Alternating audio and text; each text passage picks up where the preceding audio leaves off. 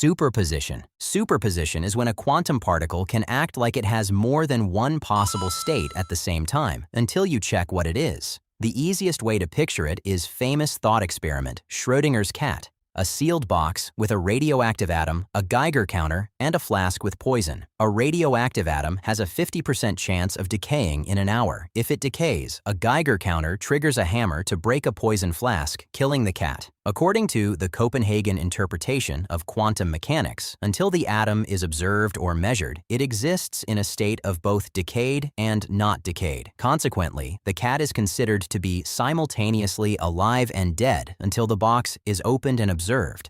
Schrödinger came up with this thought experiment in the early quantum debates to show how strange the idea feels when you scale it up to everyday life. Around the same era, people like Niels Bohr and Werner Heisenberg were building the Copenhagen way of talking about quantum theory, while others pushed back because both at once sounds like nonsense to human instincts.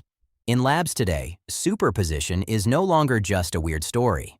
Researchers make it happen with photons, trapped ions, and superconducting circuits because it's the basic ingredient behind quantum computers and ultra-sensitive measurements.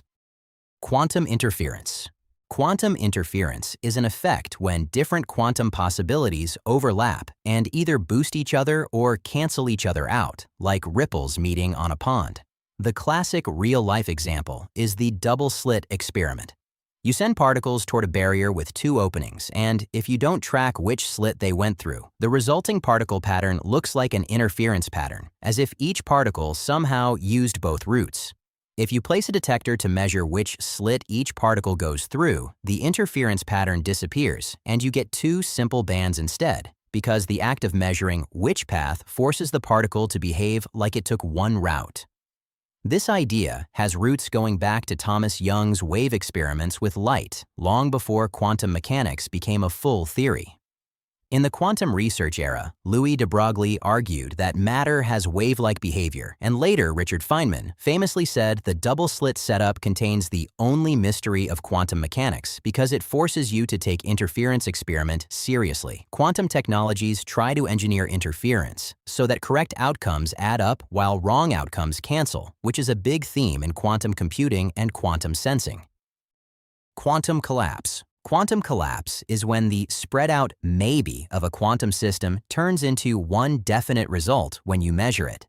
A simple everyday analogy is a coin spinning under a cup. While it's spinning, you might talk as if it's not yet heads or tails, but the moment you lift the cup, you see one face. The quantum version is more extreme because the spinning isn't just hidden motion. It's genuinely a set of possible outcomes that can interfere with each other. And in an ideal, perfectly isolated setup, the spread-out state can persist. But in the real world, the environment usually disrupts it quickly. Collapse happens because any measurement is really an interaction that copies information about the system into the outside world. So the neat set of overlapping possibilities can't stay intact.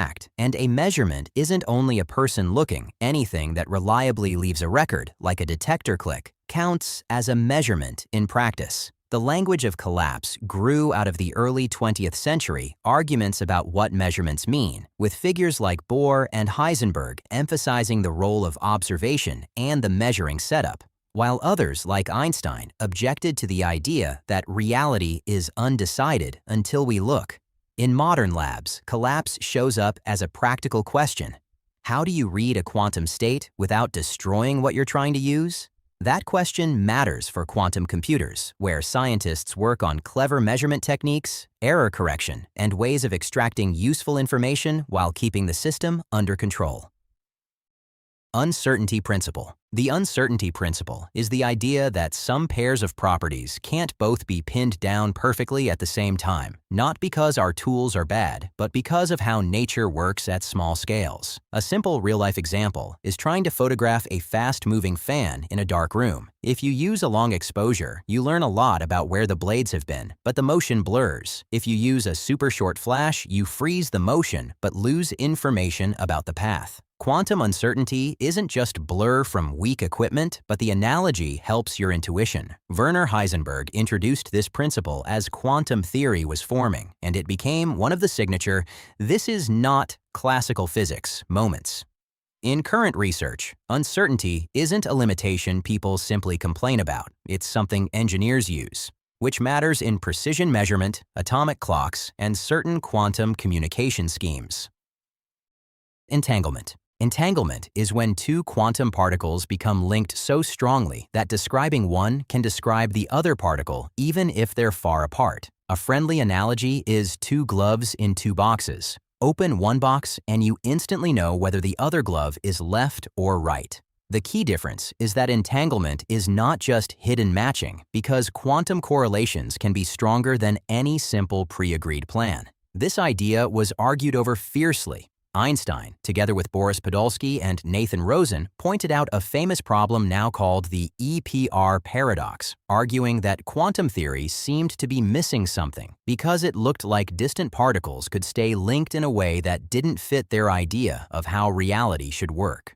John Bell later showed a way to test whether nature is using hidden instructions or something genuinely non-classical, and experiments by people like Alain Aspect and many later teams gave strong support to entanglement being real in the quantum sense. Einstein called it spooky action at a distance. You might think entanglement might lead to ultra-fast communication, ignoring physical space. But unfortunately, no. Physics does not allow faster than light communication speed. Entanglement powers quantum cryptography ideas, helps in quantum computing, and is central to building quantum networks.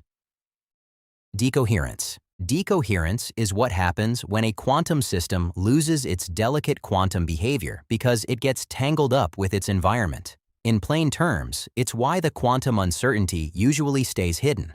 The world is noisy, warm, and interactive, and that constant bumping forces quantum maybes to behave like ordinary "this one thing happened." A real-life example is a choir trying to hold a perfect note. At the start, everyone is in sync. But as soon as the room fills with echoes, background noise, and tiny timing differences, the voices drift out of alignment and the clean tone turns into a messy blur. In the quantum case, the room noise is heat, stray electromagnetic fields, and collisions with nearby particles, and that drift is what wipes out interference and makes the system look ordinary. In quantum physics, decoherence became a major focus later than the original founding debates, as researchers started asking, okay, but why don't we see Schrödinger cats everywhere? Scientists like H. Dieter Zeh and Wojciech Zurek helped shape decoherence as a framework that explains how classical-looking reality emerges from quantum rules without needing magical thinking. Today, decoherence is one of the biggest engineering problems in quantum technology. Research races to build better isolation, cleaner materials, colder systems, and smarter error correction methods so quantum devices can keep their coherence long enough to compute, communicate, or measure something useful. Many worlds. Many worlds is the interpretation of quantum theory that says quantum events don't truly collapse into one outcome. Instead, all outcomes happen, but in separate, non-communicating branches of reality. A simple way to imagine it is choosing a path at a fork in the road, except the story says both paths happen, and you continue on both, each unaware of the other. This idea is associated with Hugh Everett, who proposed it in the mid-20th century as a way to keep the quantum rules smooth and consistent without adding a special collapse step. It stayed controversial because it sounds like science fiction, but it also has a clean appeal. No mysterious moment where physics changes rules just because you measured something. Pop culture runs wild with this, from multiverse movies to shows that explore alternate timelines, and while those stories are not science lessons, they borrow the emotional punch of branching realities. In current research, many worlds isn't something you can easily prove with a single experiment because the theory is designed so branches don't meet again in ordinary conditions. But the questions it raises connect to real work. What counts as a measurement? How decoherence creates separate branches in practice, and how to test the boundaries where quantum behavior might still show up at larger scales. Quantum tunneling. Quantum tunneling is an effect when a particle passes through a barrier that, according to classical physics, it shouldn't have enough energy to cross. In everyday life, if you roll a ball toward a hill that's taller than the ball's energy allows, it simply rolls back. In the quantum world, the particle is not just a tiny solid dot. It's described by a wave-like spread of possibilities. That wave can slightly leak into and even through a barrier. So there is a real chance the particle appears on the other side. It's like imagining a rubber ball pressed against a thin wall. In classical physics, the wall blocks it completely. In quantum physics, it's as if a faint part of the ball's presence seeps into the wall, and sometimes a full ball shows up on the other side. No breaking of the wall, no extra push, just a small but measurable probability. Quantum tunneling is not teleportation. It's a short-range effect that becomes noticeable at very small scales. Nuclear fusion in stars happens because protons can tunnel through their mutual electrical repulsion. Without tunneling, stars would not shine the way they do. Today, tunneling is not just a theory, it's built into technology. Scanning tunneling microscopes use it to image individual atoms. Certain types of computer memory and electronic components rely on controlled tunneling through thin layers.